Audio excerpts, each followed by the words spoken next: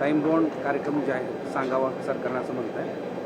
तर ते प्रत्यक्ष येऊन का तिथून पत्र पाठवलं तर किंवा लेखी दिल्यानंतर तुम्ही उपोषण मागे घेणार आहात त्या संदर्भात? नाही, तर प्रत्यक्ष चर्चा झाल्याशिवाय कसं, त्यांचे मंत्रिमंडळाचे लोक कोणी येऊन प्रत्यक्ष चर्चा केल्याशिवाय कसं मराठ्यांनी विश्वास ठेवायचा कोणावर?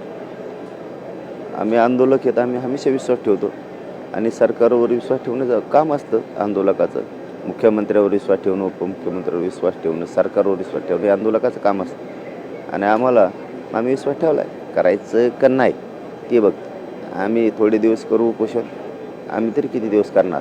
कारण तुम्ही जाणून बुजून जर आम्हाला मारायला निघाला असताल, लागतील विधानसभेच्या तयारीला गोरगरीब सगळे मराठी, सगळ्या जाती धर्माला घेऊन, सगळ्या जाती धर्माचे लोक आमच्या सोबत आहेत. माझा प्रश्न असा आहे की तुम्ही जे मुद्दे सांगितले सरकारला आता या प्रेस कॉन्फरन्सद्वारे, तर त्यांनी इथं प्रत्यक्ष येऊन तुमच्याशी चर्चा करावं, टाईम बाउंड लिहावं आणि मग त्यानंतर तुम्ही या उपोषणासंदर्भातला निर्णय घेणार का? या प्रत्यक्षच बोललो ना मी सुद्धा, प्रत्यक्ष चर्चा केल्यावरच होईल ना.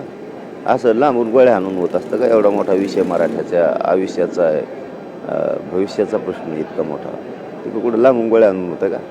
प्रत्यक्ष चर्चा करून होईल ना. माझं म्हणणं आहे बाबा, प्रत्यक्ष चर्चा करून तुम्ही हे विषय गोडी गुलाबीनं हाताळा. उगं तयाऱ्या नका करू. इकडून जाळं रचून ठेवीन, तिकडं जाळं रचून ठेवीन, षडयंत्र रचून ठेवीन, याला घेऊन इकडे हिंडन, मुंबईला हिंडन, दिल्लीला हिंडन, विमानाने हिंडन. षडयंत्र न करू, तुम्हाला लय मागात पडत. मी बार सांगतो तुम्हाला, लय मागात पडत.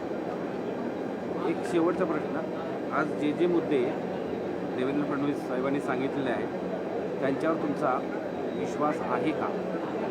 हे बघा, मी असं स्वभावाचा माणूस आहे, मला आणि माझ्या समाजाला आम्हाला पाहिजे आरक्षण, मग ते कुणीही द्या.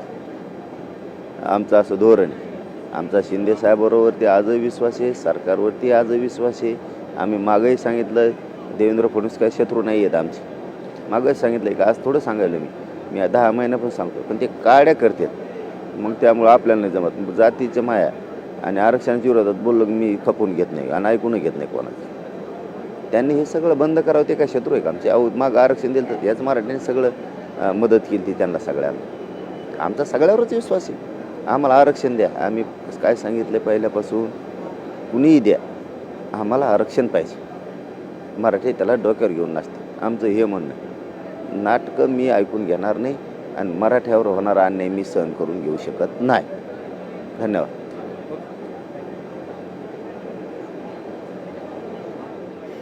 आपण बघतोय जरांगे पाटील हे संवाद साधत होते आणि यावेळेस जरांगे पाटलांनी राज्य सरकारला इशारा दिलेला आहे, लवकरात लवकर आरक्षण द्या आणि कधीपर्यंत सगळे सोयऱ्यांची अंमलबजावणी करणार या संदर्भात आम्हाला माहिती द्या, त्यानंतरच आंदोलनासंदर्भात पुढचा निर्णय घेतला जाणार असं जरांगे पाटील म्हणालेले आहेत. तर फडणवीस हे आमचे शत्रू नाहीत, मात्र केवळ मराठ्यांना त्यांनी आरक्षण द्यायला हवं आणि मराठ्यांविरोधात त्यांनी काही बोलू नये असं देखील यावेळेस जरांगे पाटील म्हणाले.